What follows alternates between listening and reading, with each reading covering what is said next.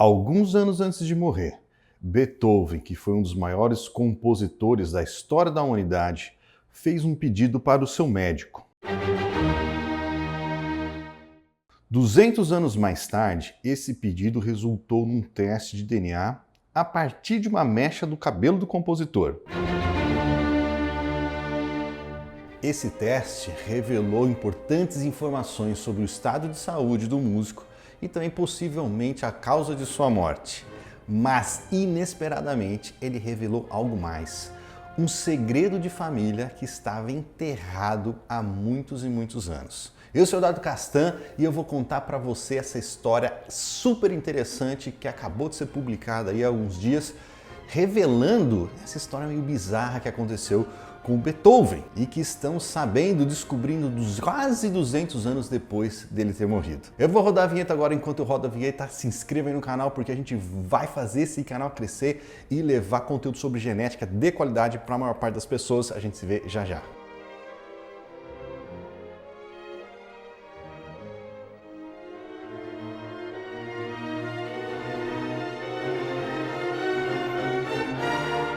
Muito bem, eu vou contar para vocês essa história super interessante que foi publicada aí há pouco tempo, mas eu preciso dar o contexto aqui para vocês em relação ao estado de saúde, sobre a saúde do compositor, do Beethoven. Porque Beethoven ele tinha sérios problemas de saúde. Ele tinha três principais, na verdade, mas o principal deles, o principal que mais chama atenção é que Beethoven foi ficando surdo ao longo da sua vida. Ele era um músico, trabalhava com música, fazia composições, se apresentava, mas ele foi ficando surdo ao longo da vida e por conta disso ele parou de se apresentar. Ele continuou compondo, que foi um negócio muito maluco, né? Mas ele parou de se apresentar e ele entrou muito provavelmente em um problema seríssimo de depressão, porque ele relatou em cartas que ele só não se matou, ele pensou em se matar algumas vezes, só não se matou por conta da música, por conta da sua profissão, que ele não queria deixar esse mundo sem antes compor tudo que ele tinha para compor, expressar o que ele tinha para expressar antes de morrer. Mas além da surdez, ele também tinha outros problemas. Ele tinha um problema sério gastrointestinal, então ele tinha problema com diarreia, ele passava muito mal e ele tinha problemas relacionados ao fígado também. Inclusive ele teve 2 episódios de icterícia que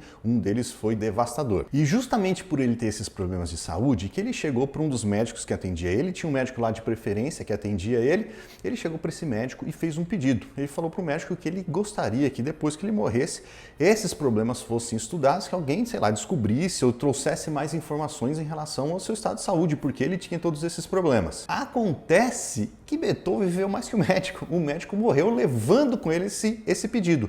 Quase levando com ele. Não levou de vez porque um dia depois dele morrer, e no dia de hoje da gravação desse vídeo aqui faz exatamente 196 anos, 2 companheiros de trabalho de Beethoven estavam vasculhando a sua escrivaninha, a sua mesa de trabalho, e encontraram um compartimento secreto, e nesse compartimento secreto tinha uma carta que foi escrita pelo Beethoven para os seus irmãos, falando justamente sobre esses problemas, que ele gostaria que esses problemas, que ele fosse estudado, que isso fosse revelado, descoberto de alguma maneira porque que ele tinha essa saúde debilitada. E foi justamente por ele ter feito esse pedido, em carta, documentado isso, que vários pesquisadores, vários estudiosos estudaram de fato esses problemas que Beethoven tinha. E várias pesquisas foram feitas em relação a isso, inclusive o seu corpo foi exumado 2 vezes. Entre todas essas pesquisas, teve uma que aconteceu mais recentemente, que é a fonte da nossa história aqui, foi um teste de DNA. Um teste de DNA foi feito a partir de mechas do cabelo do compositor. Essa é uma das vantagens de se trabalhar com DNA, de se estudar o DNA. Mas, quase 200 anos depois dele ter morrido, foi possível pegar numa mecha de cabelo dele. Na verdade, vocês vão ver que foram a partir de 5 mechas de cabelo.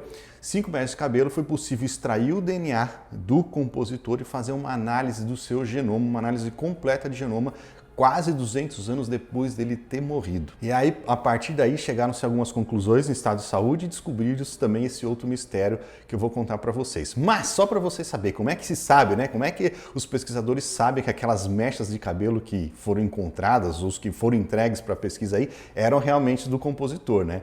Acontece, primeira coisa, foram alguns controles que os pesquisadores tiveram aí. Primeira coisa, eles começaram o trabalho obtendo 8 mechas diferentes de diferentes fontes, né?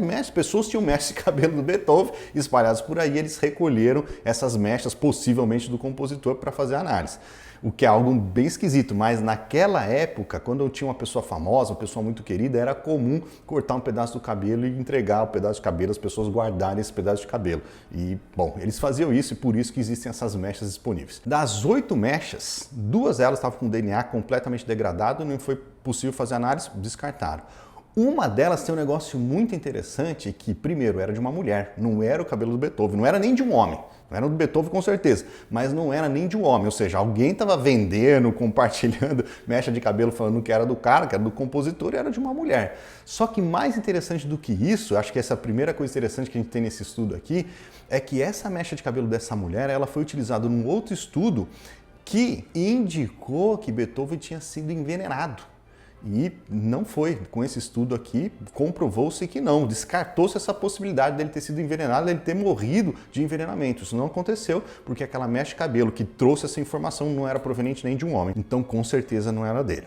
As outras 5 mechas, primeiro, que elas eram provenientes de diferentes pessoas, elas foram comparadas, o genoma delas foi analisado, o DNA foi extraído, o genoma delas, que é o conjunto de moléculas de DNA daquelas mechas ali, foram analisados independentemente e o resultado bateu, era o mesmo genoma para 5 mechas. Então, pelo menos, era proveniente da mesma pessoa. Segundo, eles fizeram naquelas mechas um teste de ancestralidade. Esse teste de ancestralidade que a gente compra, inclusive tem um vídeo aqui no canal que eu falo sobre esses testes. Eles fizeram um teste de ancestralidade e realmente aquele DNA presente ali era de uma pessoa que tinha ancestrais provenientes da região onde morava Beethoven, onde ele cresceu, viveu, os seus outros parentes também cresceram e viveram. Além disso, para algumas dessas mechas aí, acho que 1 ou 2, tinham documentos assim muito fortes, né, evidenciando que era realmente do compositor. Bom, mas vamos lá, né? Então já teve aí o primeiro resultado interessante dessa pesquisa, foi descartar a possibilidade de envenenamento dele.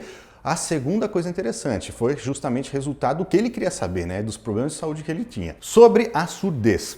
Infelizmente não se descobriu nada, apesar de ser uma característica, um tipo de surdez com características muito relacionadas à genética, né? Uma surdez que possivelmente tem causas genéticas, não se descobriu nada em relação a isso. Em relação aos problemas gastrointestinais também não se descobriu nada, mas, ao mesmo tempo, em relação aos problemas de fígado que ele tinha, aí sim se descobriu. Foi encontrado no seu genoma 2 cópias de uma variante de um gene, tem um determinado gene ali que tem umas variantes, algumas modificações que acontecem no gene, e essas modificações, essas variantes do gene PNPLA3 é o nome do gene, estão associadas à probabilidade de desenvolver cirrose, que possivelmente foi a causa de morte do Beethoven. Além disso, também se descobriu que ele tinha algumas variantes em outros genes ali, associadas ao desenvolvimento de hemocromatose. Também descobriu a partir desse teste que no final da vida ele tinha contraído hepatite B. Então, juntando todas essas informações genéticas, predisposições genéticas que ele tinha para desenvolver problemas hepáticos, problemas no fígado e a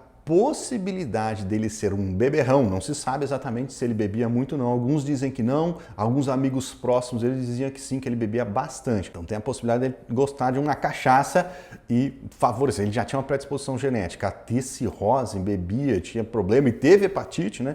Então é possível que ele tenha morrido aí por conta dessas complicações hepáticas, mais provavelmente cirrose. Muito bem, o estudo ele cumpriu o seu objetivo, descobrindo algumas coisas em relação à saúde dele, né, que é o que ele queria, entre outras coisas, mas numa análise paralela foi descoberta uma outra coisa, que é justamente esse mistério, esse segredo guardado e enterrado por séculos na família do compositor. Então, nesse mesmo estudo, os pesquisadores, o que eles quiseram fazer? Eles quiseram associar a informação genética que estava ali no genoma, né, de Beethoven com parentes do Beethoven que estão vivos hoje, atualmente. Então, pegaram o genoma do Beethoven, pegaram o genoma desses indivíduos, fizeram um teste de ancestralidade de 5 desses indivíduos, tá? Que aparentemente, né, não eram aparentados, eles eram parentes provavelmente, porque eles todos tinham o sobrenome Beethoven, então possivelmente eles tinham um ancestral comum, mas eles não eram parentes próximos, eles não se conheciam pelo menos. E fizeram o teste do genoma desses 5 indivíduos e, de fato, descobriram que eles eram parentes, né? Eles tinham um ancestral em comum lá atrás dos anos 1500, que era um indivíduo chamado Aert van Beethoven, ou seja, esses 5 caras aí eram descendentes desse indivíduo.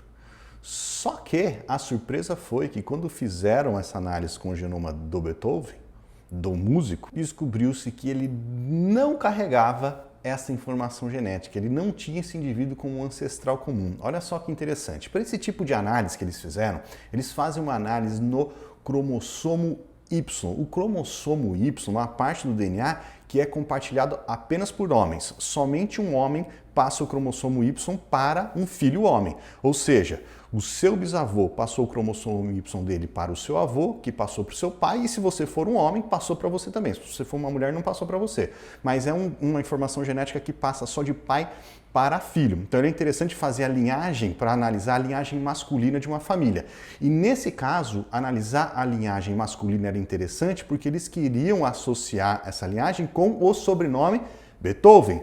E na cultura alemã, belga, nessa região da Europa, são os pais que passam o sobrenome para os filhos, né? Que acontece aqui também na nossa cultura, né? Meu avô é o José Milton Castan, meu pai é o José Milton Castan Júnior, eu sou Eduardo Castan. Então, o sobrenome vai passando de pai para filho, é o pai que passa o sobrenome para os seus descendentes. Então, nesse caso, era interessante fazer a análise do cromossomo Y para ver a linhagem masculina, para acompanhar a linhagem do sobrenome também. Mas aí, no final das contas, descobriu que daqueles 5 indivíduos eles tinham um ancestral comum, o Beethoven, mas o Beethoven não. Isso indica o quê? Teve algum momento ali uma mulher na família que teve um relacionamento possivelmente extraconjugal, provavelmente uma traição. Não dá para saber que é uma traição, né? Pode ter sido não ser uma traição, ter sido de comum acordo, mas foi um caso fora do casamento, fora da família Beethoven, ou seja, aquela mulher ela teve um filho, né, que a gente poderia chamar aqui de bastardo, não seria um bastardo, né, não dá para falar isso, mas só para ficar claro aqui didaticamente,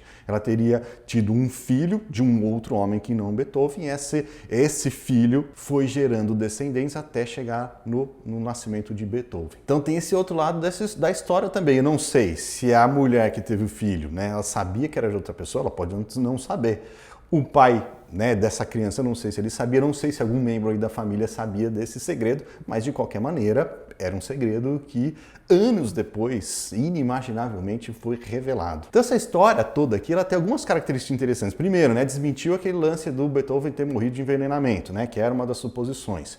Também descobriu as doenças genéticas que ele tinha, predisposição genética a desenvolver doenças de fígado, que foi possivelmente a causa da morte. E acabou descobrindo também, né, esse caso extraconjugal, provavelmente, ou talvez um caso extraconjugal que aconteceu em alguma mulher ali na família do Beethoven, gerando aí uma outra linhagem masculina na família. E acima disso tudo, é interessante como a gente quase que consegue fazer uma viagem no tempo, né? Analisando a molécula de DNA que estava lá preservada há centenas de anos, numa mecha de cabelo do indivíduo, a gente conseguir analisar ela, trazer informações de mais de 200 anos do compositor, mais de 500 anos se a gente considerar esses ancestrais aí. Uma história bastante interessante, eu espero que você tenha gostado. A gente fica por aqui. Se você gostou, compartilha esse vídeo. A gente se vê no próximo vídeo do canal. Tchau, tchau!